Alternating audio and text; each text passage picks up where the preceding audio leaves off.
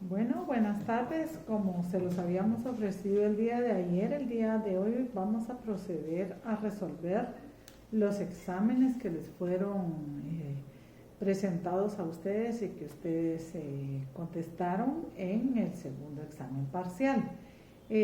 Solo quisiera, antes de que empezáramos la revisión de los exámenes correspondientes, sugerirles, como una sugerencia nomás, porque tuvimos mucho problema al momento de las tareas, porque ustedes realizaban la tarea y no le daban al botón que aparece en el Classroom que dice entregar o enviar la tarea. Entonces el sistema no reconocía la nota y decía que ustedes no habían entregado la nota.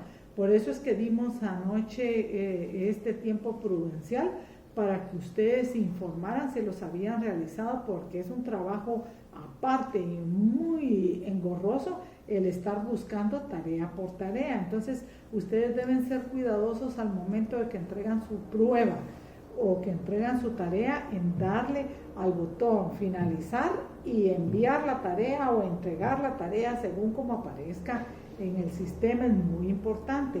Otro de los problemas que logramos observar con esta plataforma es que, por ejemplo, los correos electrónicos no coinciden con sus nombres o con sus números de carnet, y a la hora de realizar las pruebas o las tareas, ustedes las enviaban en un correo que no tiene que ver nada con su nombre y en el que no aparece ni siquiera su número de carnet.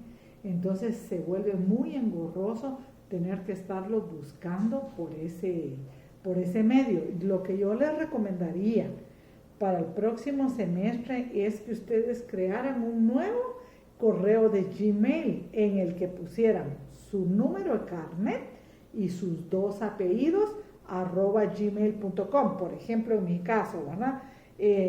Carnet 8011-273 fratilutman @gmail.com. O sea, así para nosotros sería mucho más fácil localizarlos y nos evitarían el problema que tuvimos el día de ayer, que tuvimos todo el día para tener que estar buscando datos porque no aparecían sus datos correctos. Por ejemplo, tuvimos correos institucionales o correos de empresas privadas.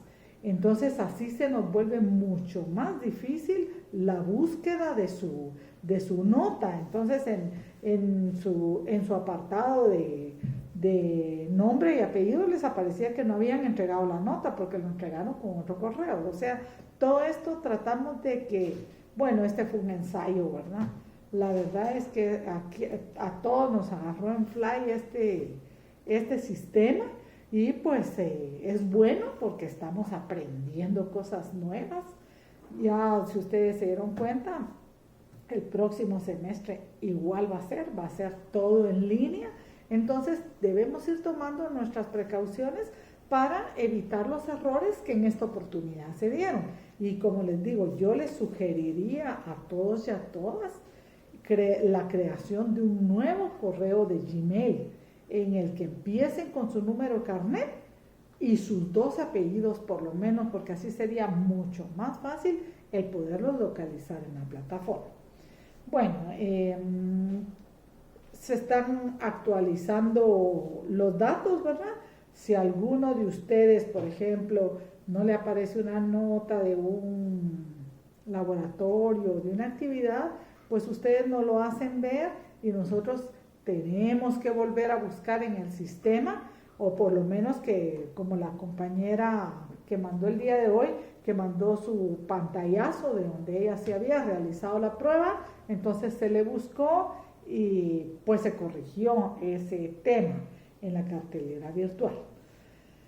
Bueno, continuando, vamos a revisar el examen. Si, como lo hemos hecho en clase y todos los semestres, yo con mis alumnos les sugiero que revisemos el examen todos juntos, y si ustedes tienen alguna duda de eso, de la forma de calificación, pues entonces me plantean su revisión. Vamos a hacer un formulario en claro para los que no estén de acuerdo con su nota y yo lo que voy a hacer es mandarles su examen contestado para que ustedes puedan corroborar cuál fue su respuesta. Es más, yo creo que les aparece en su correo electrónico cuál es la respuesta que ustedes dieron a su examen correspondiente. Y pues es su derecho pedir revisión del examen y nosotros procederemos a mandarles por el correo, si ustedes desean, las respuestas de este examen. Vamos a empezar con una de las variantes. Estaba primero el nombre, ¿verdad? Y el número de carnet. Luego una pregunta decía, esto no se lo voy a hacer yo con literales porque el sistema alterna las preguntas. En una pregunta cambia los ítems, o sea, no en toda la respuesta van en el mismo orden las opciones de respuesta, ¿verdad? Entonces, una dice, la fase de proposición de los medios de prueba se hace en, una de las opciones decía, la demanda, cuando se dicta la sentencia, cuando está abierto a prueba el proceso y las anteriores, todas. Entonces, porque no, el Classroom no me agarraba así, todas las anteriores, sino todas, o en algunos casos ninguna, ¿verdad? Entonces la respuesta a la pregunta número 1 es la opción cuando está abierto el proceso. Si ustedes correctamente leen, si ustedes se toman el tiempo para leer, estoy hablando de la fase de proposición de los medios de prueba. Se recordarán que hablamos de que la prueba tiene 4 fases.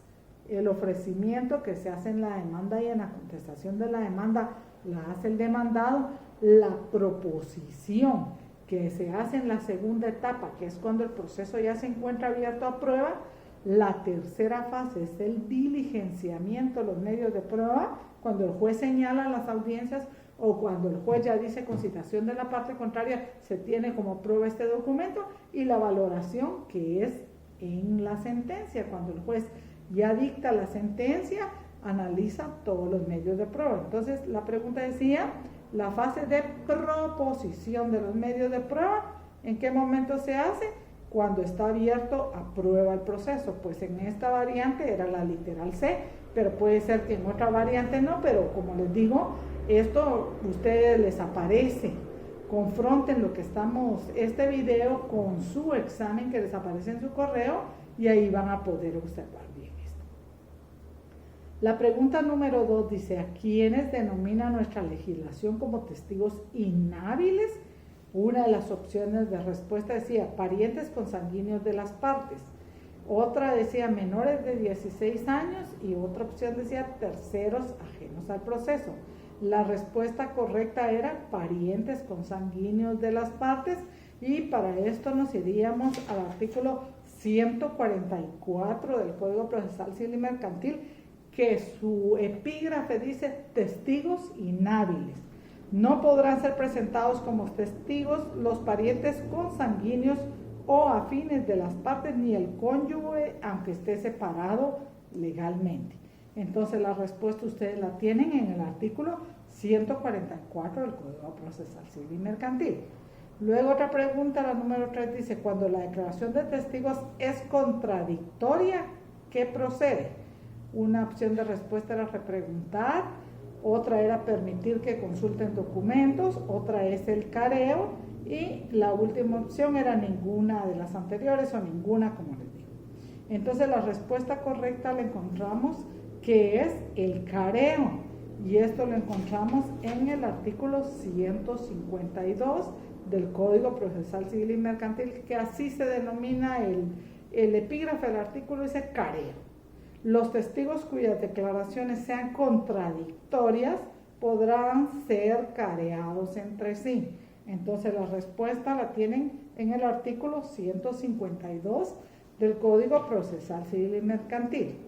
Luego hay otra pregunta, aunque las partes no lo pidan, los testigos siempre serán repreguntados sobre A, si presenciaron los hechos, o sea, disculpen el orden, pero aquí yo solo mejor les voy a leer las opciones de respuesta.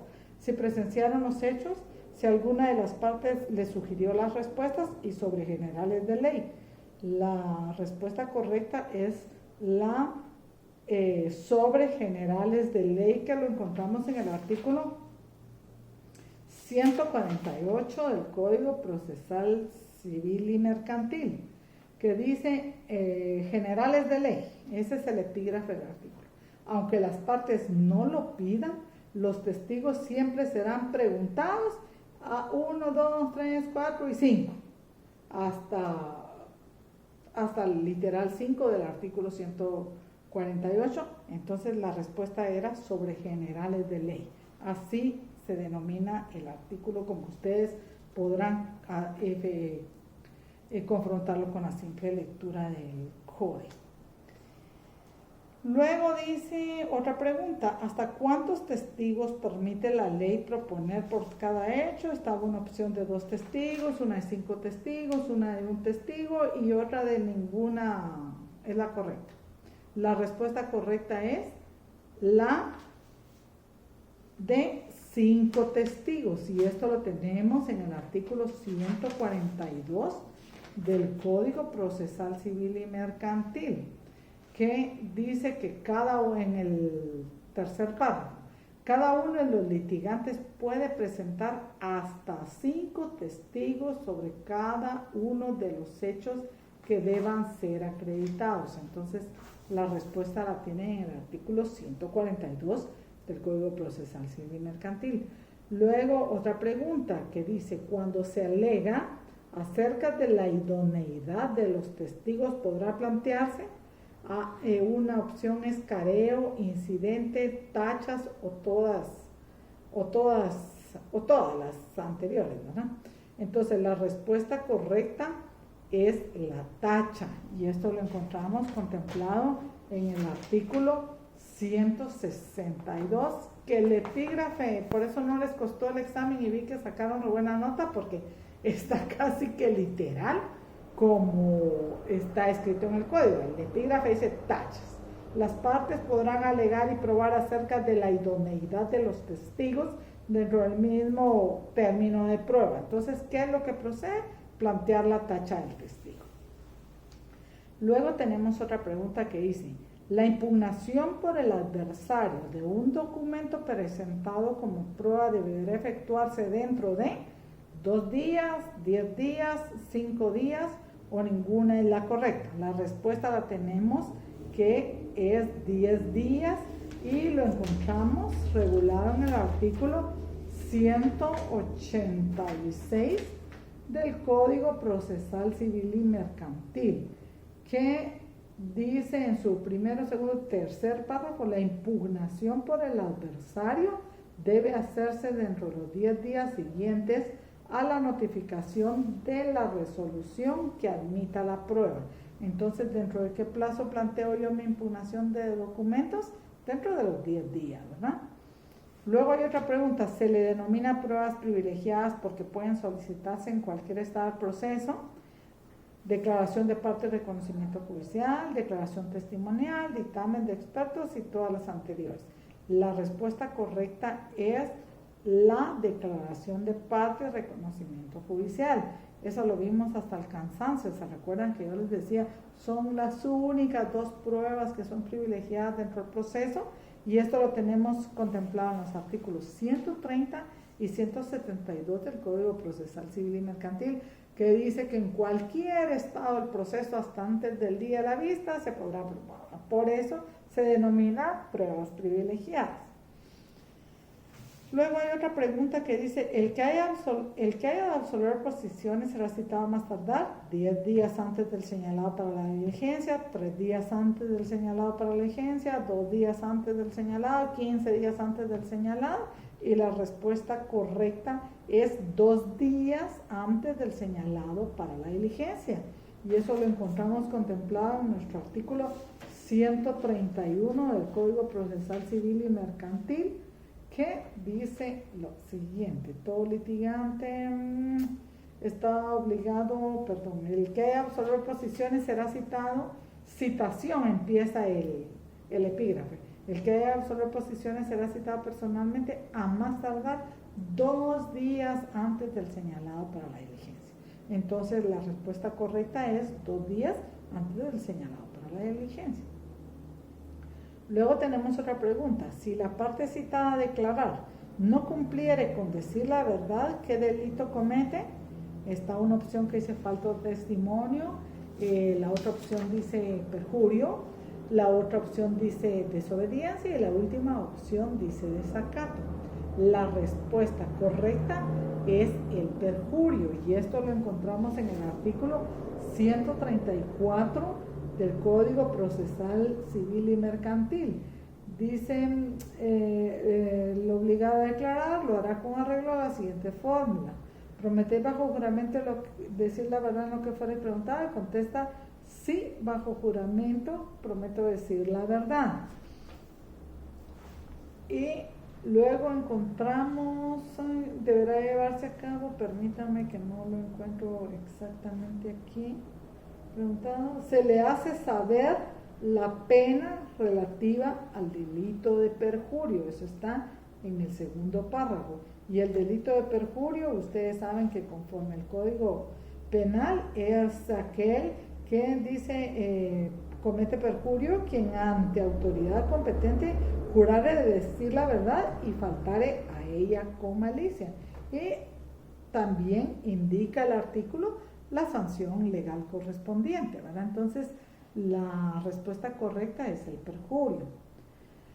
Cuando un documento se halla en poder de la contraparte, podrá plantearse una prueba de documentos en poder de terceros, redarguir los documentos de nulidad o falsedad, exhibición de documentos en poder del adversario o reconocimiento judicial.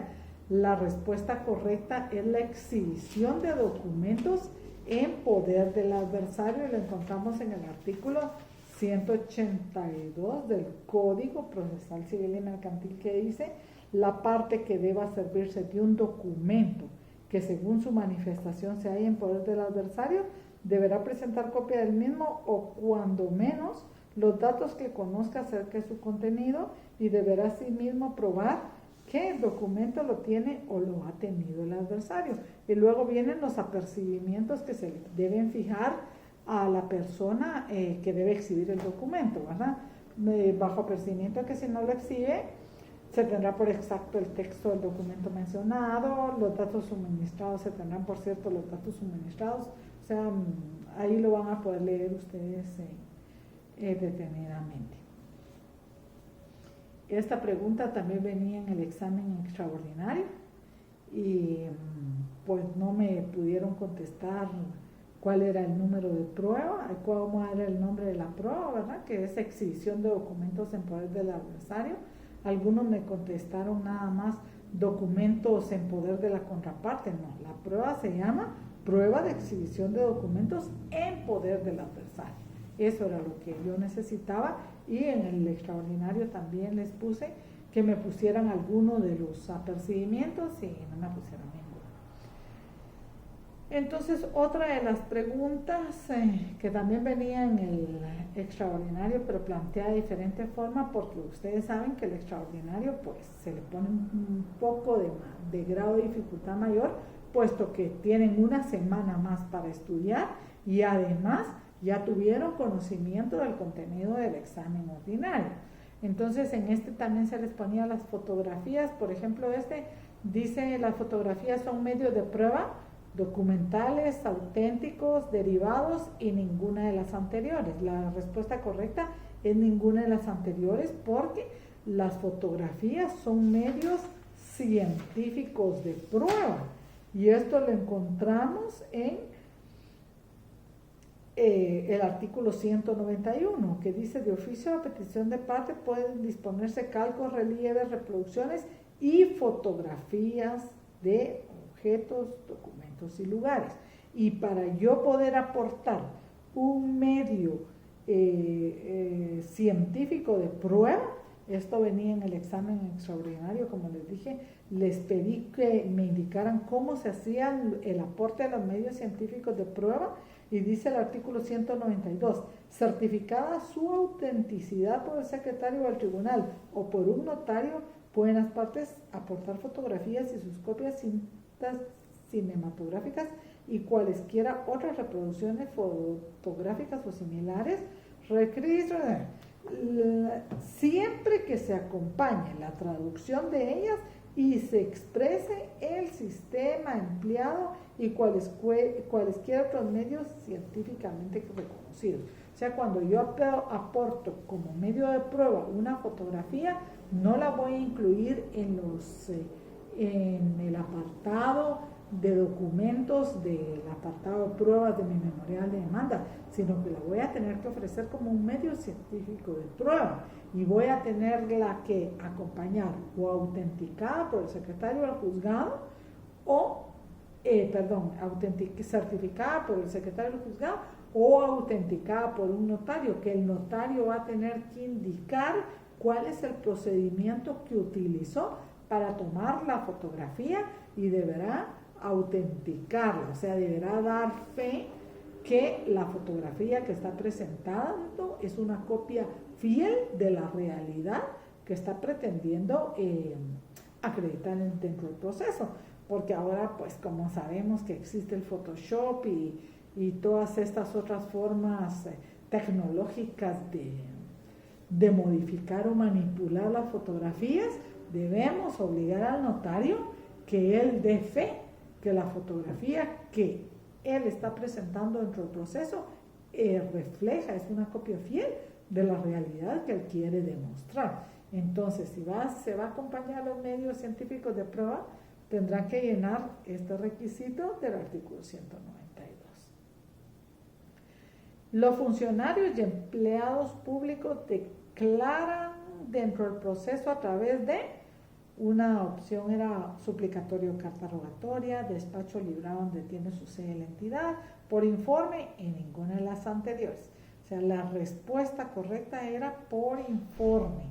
Y esto lo tenemos en el artículo 1 del decreto 126/83 que establece que todos los ministros de Estado, los representantes legales de entidades autónomas, semiautónomas y descentralizadas declararán a través de informe, y este decreto ustedes lo van a tener que leer porque establece la forma como se enviará el informe para que lo conteste el funcionario o empleado público que deba hacerlo.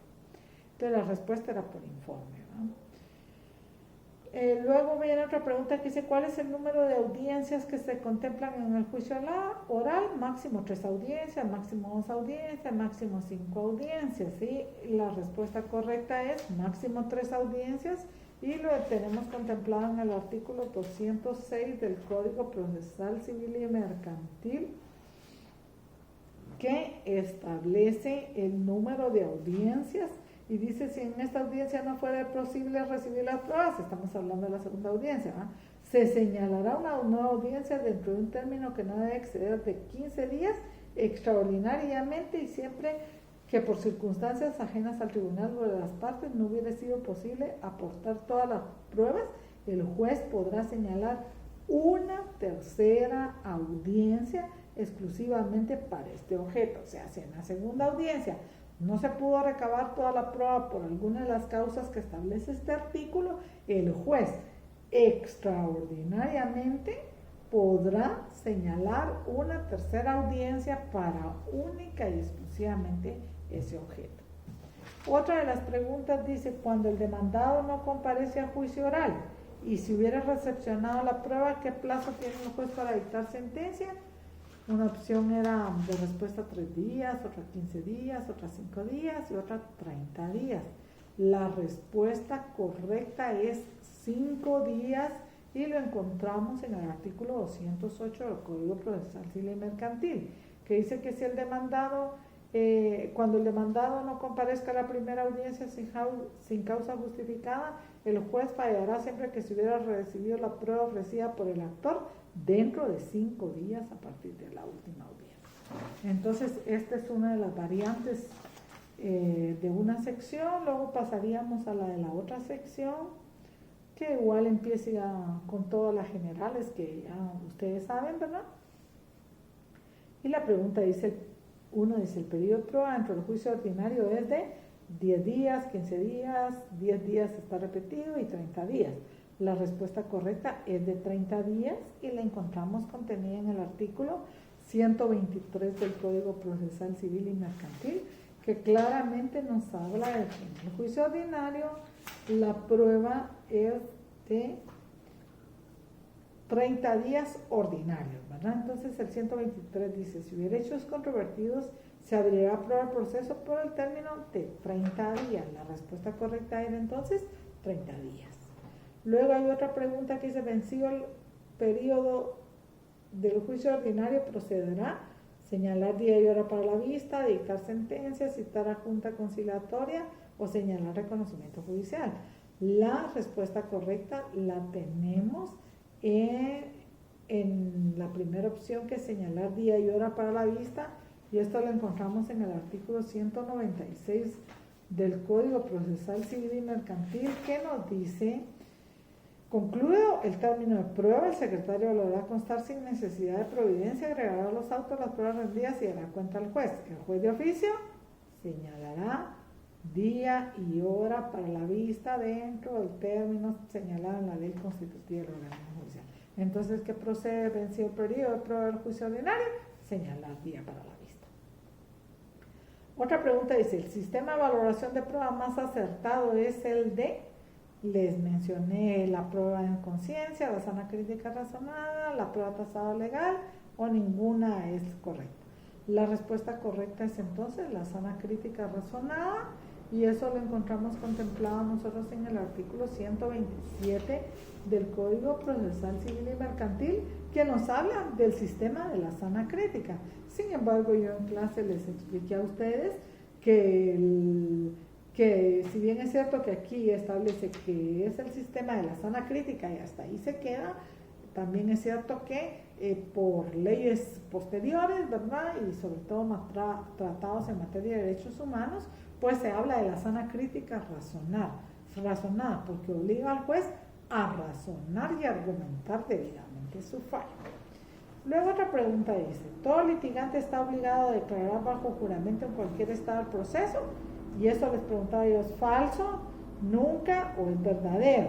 Y la respuesta correcta es verdadera, porque todo litigante está obligado a declarar bajo juramento, y esto lo tenemos contemplado en el artículo 130, que el epígrafe dice obligación de declarar. Todo litigante está obligado a declarar bajo juramento en cualquier estado del juicio en primera instancia. Entonces es verdadera la respuesta.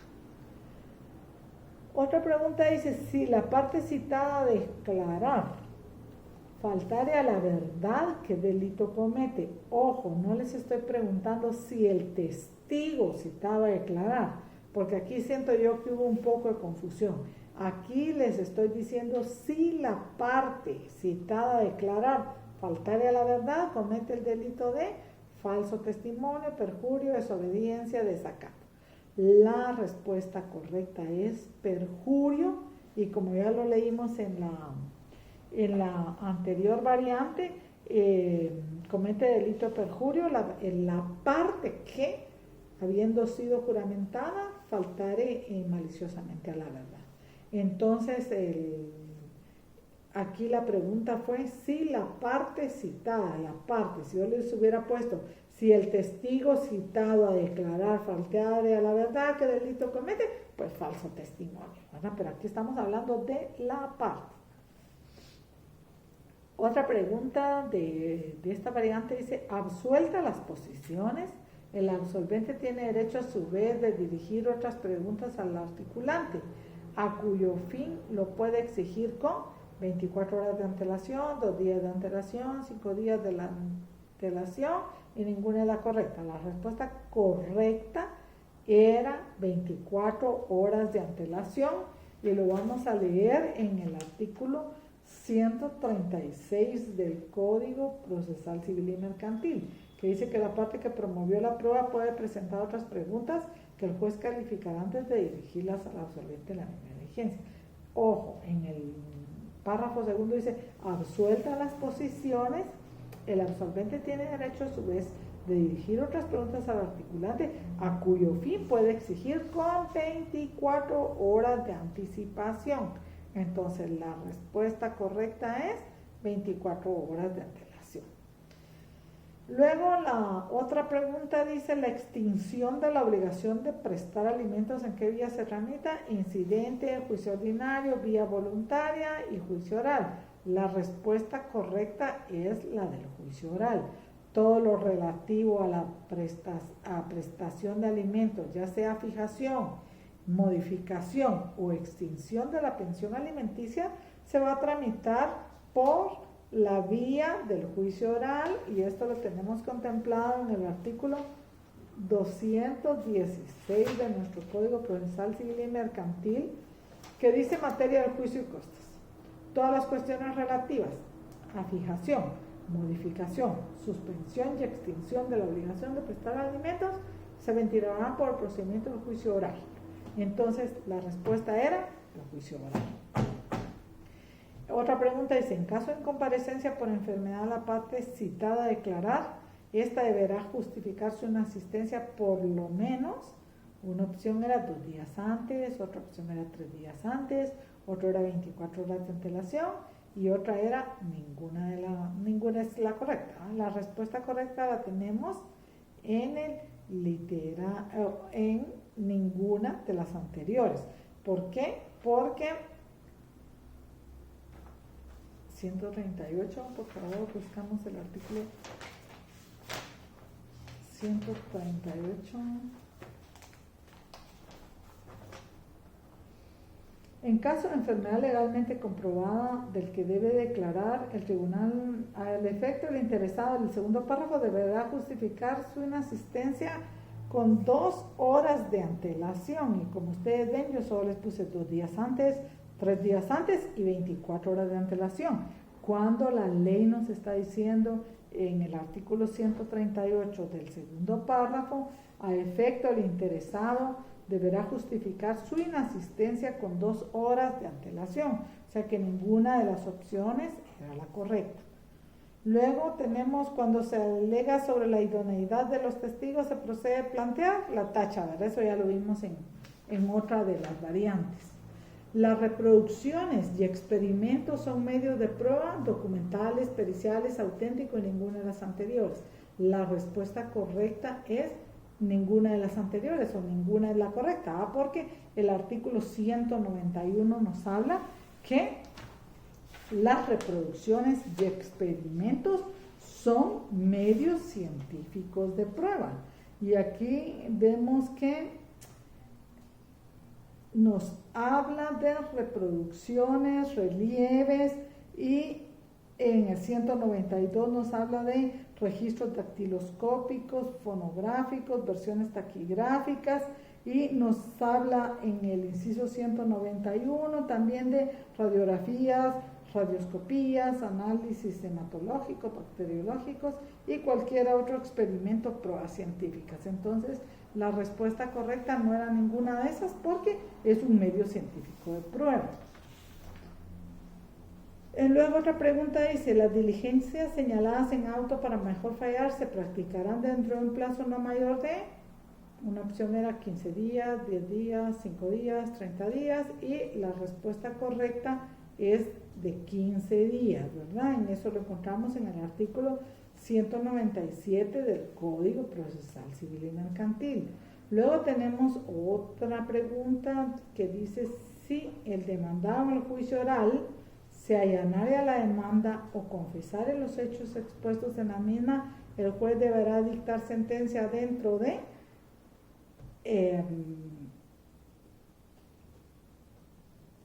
si el demandado, esto lo tenemos en el artículo 208,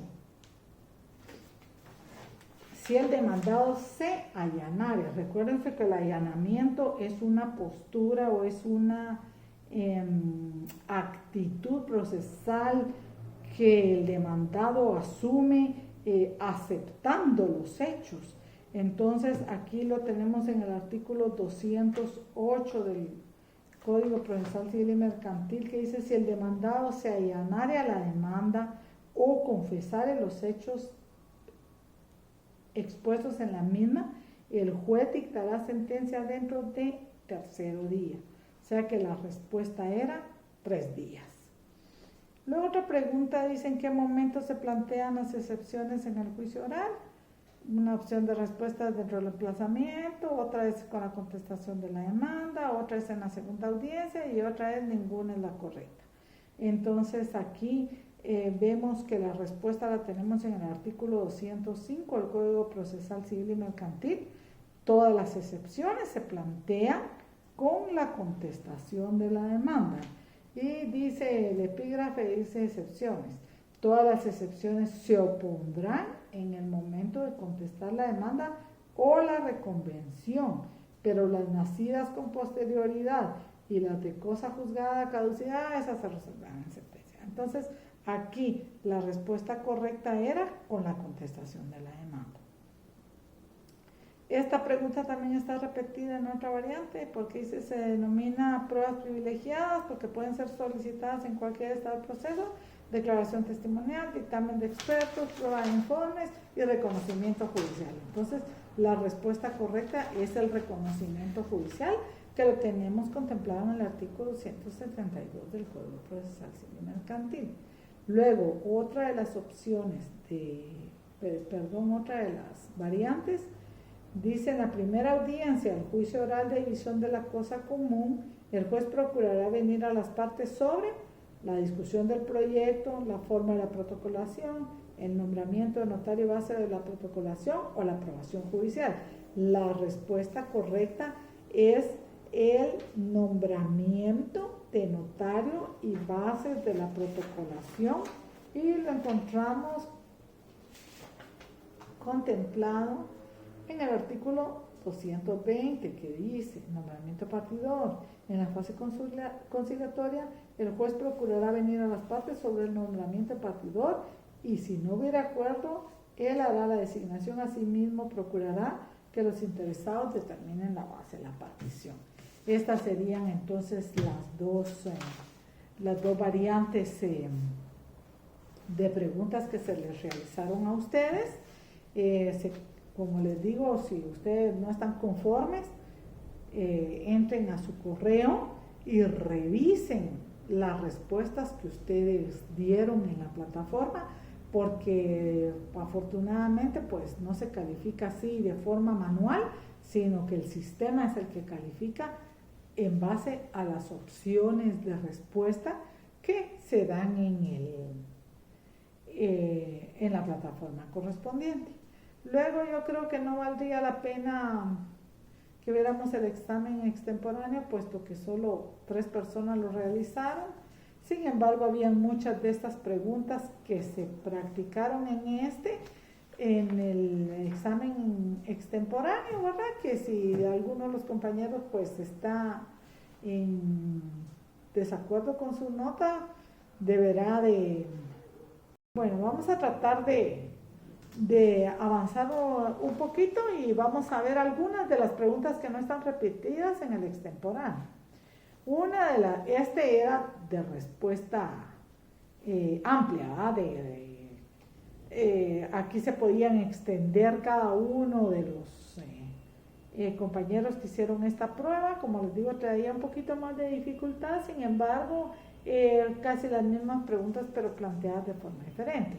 Una de las preguntas era: si ofrezco como medio de prueba unas fotografías dentro del proceso, ¿qué requisitos me exige la ley que deben llenar las mismas para poder aportarlas?